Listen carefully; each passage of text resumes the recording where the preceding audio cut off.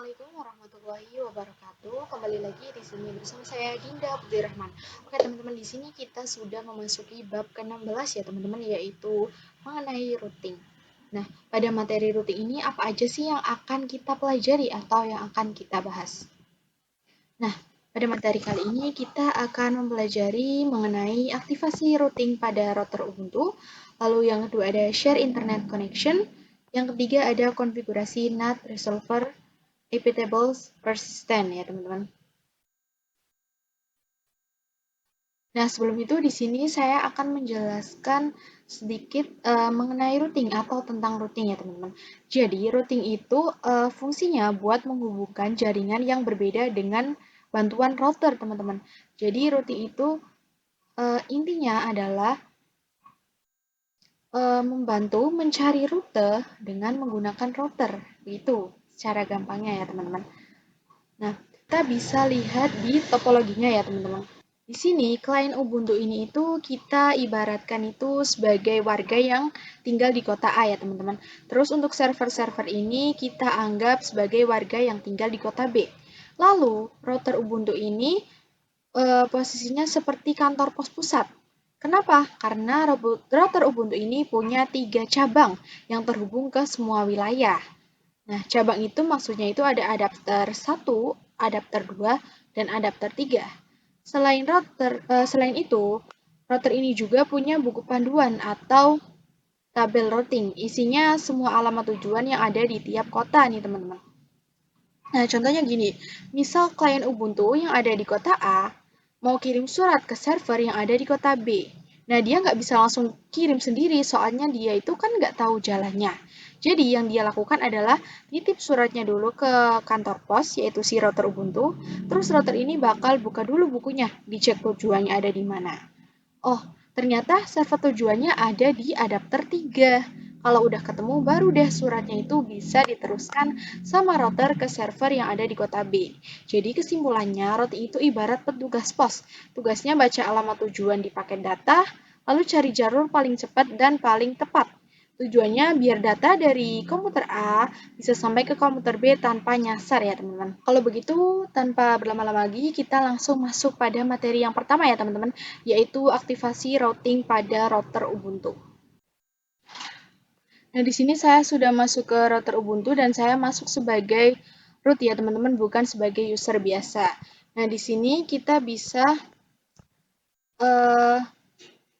mengaktifkan forwarding di router ya teman-teman. Di sini saya sudah login sebagai root, kemudian kita bisa buka file konfigurasinya dengan perintah. Nah, di sini kita bisa mengetikkan nano/etc/ctl.config, kemudian kita enter. Nah, di sini teman-teman bisa cari yang ini ya teman-teman, net.ipv4.ip underscore forward 1. Nah, di sini kita bisa hilangkan, Di sini kita bisa menghilangkan tanda pagar ini ya teman-teman. Kemudian jika sudah, kita bisa ctrl-x, Y, kemudian kita enter. Berlangsung aktif, kita bisa jalankan ctl min-p ya teman-teman. Kemudian kita enter.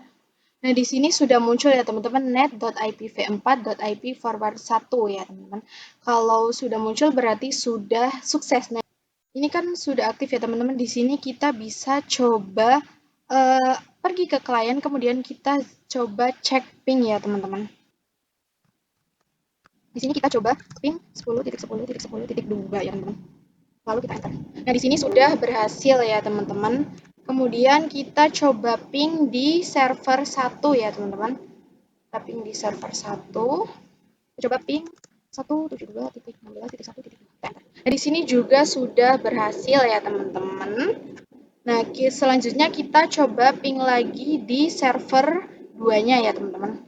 Kita coba ping 172.12.1.2. Nah, alhamdulillah di sini juga sudah berhasil ya teman-teman. Nah, berarti tadi kita kan sudah ping semuanya ya teman-teman. Sudah berhasil dan tandanya itu aktivasi kita itu sudah berhasil ya teman-teman. Aktivasi routing yang sudah kita lakukan itu tandanya berhasil. Nah, materi selanjutnya yaitu share internet connection ya teman-teman, atau sharing internet. Di sini kita bisa pergi ke control panel ya teman-teman. Nah, di sini teman-teman bisa pilih Network and Internet, kemudian Network and Sharing Center, lalu kemudian Change Adapter Setting. Nah, di sini teman-teman bisa langsung klik kanan saja ya pada WiFi. Kemudian kita pilih yang Properties ya teman-teman. Nah, di sini kita bisa pilih yang sharing, kemudian kita ini ya teman-teman, kita checklist yang allow other network ya teman-teman. Nah, kemudian kita pilih select a private network. Nah, kita itu di sini kita pilih internet mana nih yang terhubung ke virtual host atau virtual box only kita nih teman-teman. Nah, tadi kan saya yang terhubung itu kan Ethernet 3 ya teman-teman. Jadi kita menggunakan ini, Ethernet 3. Kalau sudah kita klik OK. Nah, nantinya di sini lihat ya teman-teman, ketika kita akan melakukan sharing internet itu, nanti IP kita itu akan otomatis berubah ya teman-teman, menjadi 192.168.137.1 ya teman-teman. Kita klik yes. Kita bisa klik kanan. Nah, di sini kita bisa klik, kemudian kita ke details. Nah, di sini IP-nya itu sudah berubah ya teman-teman, menjadi tadinya kan 192.168.56 ya teman-teman. Nah, di sini sudah berubah menjadi 137. Nah, kemudian di sini kita akan mengganti IP-nya nih teman-teman. Karena kan tadi sudah ganti ya. Kita bisa ke VirtualBox terlebih dahulu. Kemudian di sini kita bisa gunakan perintah. Ini kita gunakan perintah nano/etc/netplan ya. Nah, di sini kita ubah IP-nya ya, teman-teman. Yang tadinya 56, kita ganti menjadi 137. Kemudian nah ini juga sama. Kemudian kita ctrl, text. Kemudian kita bisa ketikkan perintah netplan apply. Kemudian enter. Nah, di sini kemudian kita akan coba untuk ping 88 ya, teman-teman. Harusnya itu kan sudah bisa ya, karena sudah mendapatkan internet atau kita sudah melakukan sharing internet. Nah, di sini itu sudah bisa ya, teman-teman. Nah, akan tetapi ketika kita coba untuk ping google.com, enter, itu akan keluarnya itu temporary ya, teman-teman. Karena kita itu kan belum set yang namanya resolver, agar dia itu bisa connect ke domainnya Google. Tapi sebelum itu, yang dapat internet itu hanya routernya saja ya teman-teman. Kalau yang client dan server itu belum dapat internetnya. Nah, jadi supaya si router ini bisa membagikan internetnya ke seluruh VM yang terhubung ke routernya, teman-teman bisa melakukan konfigurasi NAT. Nah, caranya itu, yang pertama kita bisa ke direktorinya terlebih dahulu ya teman-teman. Dengan menggunakan perintah mengetikkan perintah mkdir/etc/iptables ya teman-teman. Kemudian kita enter. Oke teman-teman, direktorinya itu kan sudah dibuat ya, dan disitu nanti untuk menyimpan konfigurasi IP tablesnya. Kemudian kita akan melakukan konfigurasi NAT untuk menerjemahkan IP private menjadi IP public. Nah, teman-teman itu bisa menggunakan perintah IP tables, minte, NAT, kemudian min A besar, lalu post routing, min O. Nah, di sini kemudian kita ketikkan post 3, kemudian min J, lalu mesh query ya teman-teman. Dan kita bisa klik enter. Kemudian kita bisa simpan konfigurasinya itu direktorinya yang sudah kita buat tadi ya teman-teman. Kita bisa memasukkan perintah IP table, strip, save, kemudian lebih dari, lalu slice etc, slice IP table, slice plus, V4 ya teman-teman. Kemudian kita bisa enter.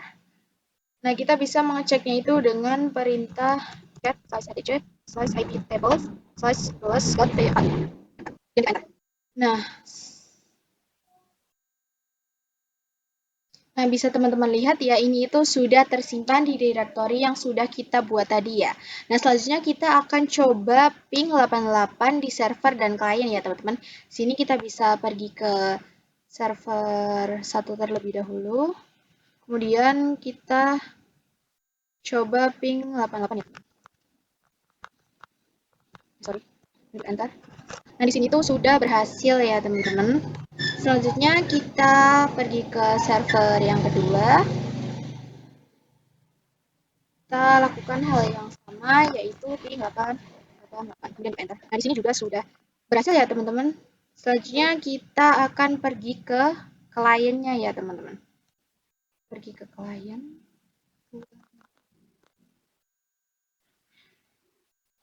Kemudian kita ping 888. Nah, di sini juga sudah berhasil ya, teman-teman.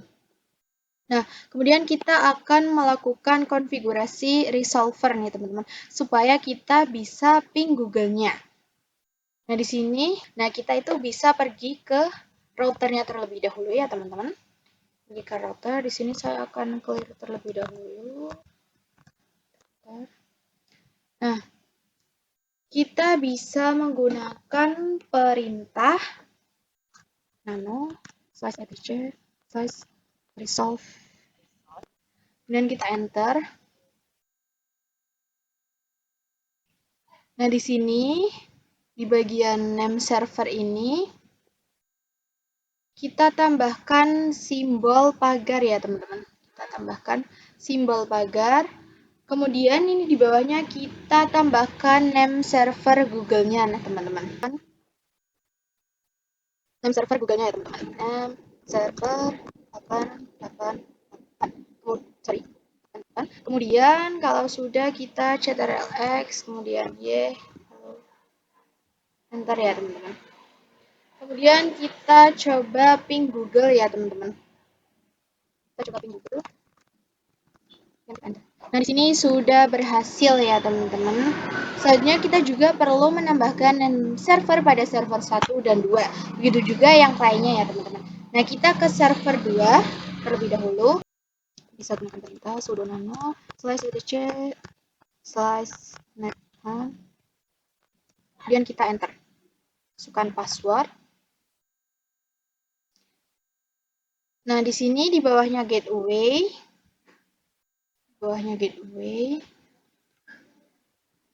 Kita tambahkan name server ya, teman-teman. Ini name server pakai servers. Kemudian di bawah name server, lurus dengan huruf E pada name, kita tambahkan address ya, teman-teman. Di sini kita bisa ketikkan 8.8.8.8, kemudian koma, lalu spasi, lalu 8.8.4.4 ya, teman-teman. Kemudian kita bisa ctrlx, y, lalu kita enter ya, teman-teman. Sini kita bisa coba merestartnya dengan sudo netplan apply, kemudian kita enter. Di sini kita coba ping Google ya, teman-teman. Ping google.com. Nah, di sini sudah berhasil ya, teman-teman. Nah, kita akan coba pada server satunya juga ya, teman-teman. Kita lakukan hal yang sama pada server 1. Di sini kita bisa ketikkan perintah nano /etc/network, kemudian /interface. Enter. Nah, di sini kita bisa tambahkan seperti tadi ya, teman-teman. Kita tambahkan DNS strip name server 8. Kemudian kita ctrlx, ya, lalu kita enter. Sini kita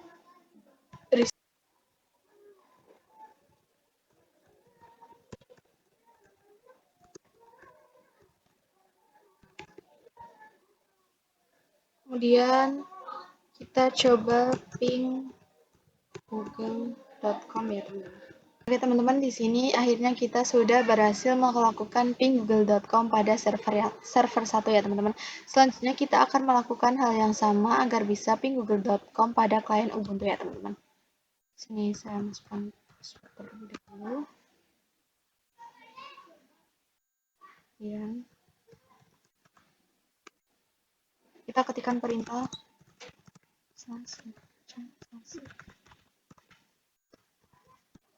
kita masukkan passwordnya.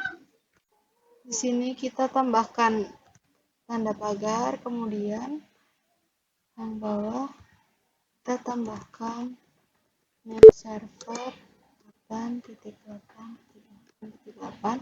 Dan kalau sudah kita ctrl-x, y, lalu kita enter. Sini kita coba cek ping google.com ya teman-teman. Nah, di sini juga sudah berhasil ya teman-teman. Artinya untuk klien dan server itu sudah mendapatkan internet dari router yang tadi sudah dapat sharing internet dari wifi kita ya teman-teman. Nah, kita lanjut ke step terakhir yaitu menginstal IP table persistent ya teman-teman.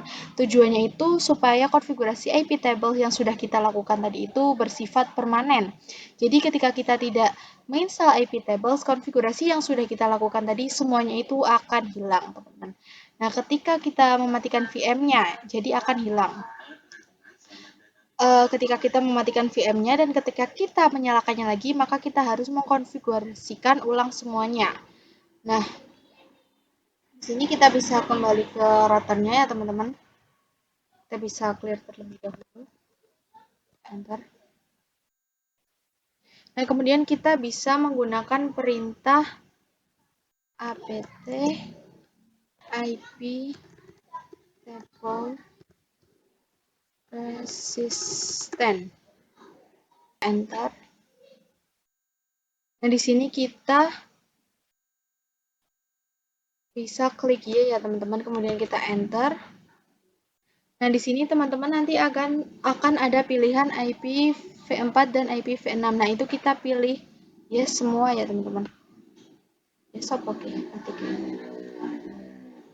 Kita pilih yes.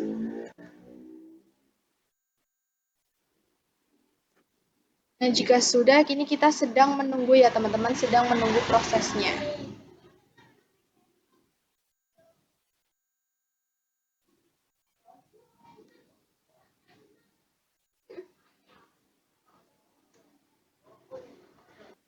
Nah, oke, di sini IP table persistennya sudah terinstall ya teman-teman. Jadi teman-teman ketika mau mematikan VM-nya dan teman-teman akan menyalakannya lagi, teman-teman itu nggak perlu melakukan konfigurasi NAT lagi. Karena untuk konfigurasi IP table itu sifatnya sudah permanen ya teman-teman, karena kita sudah menginstalnya. Oke, cukup sekian materi yang saya sampaikan. Kurang lebihnya mohon maaf. Terima kasih. Wassalamualaikum warahmatullahi wabarakatuh.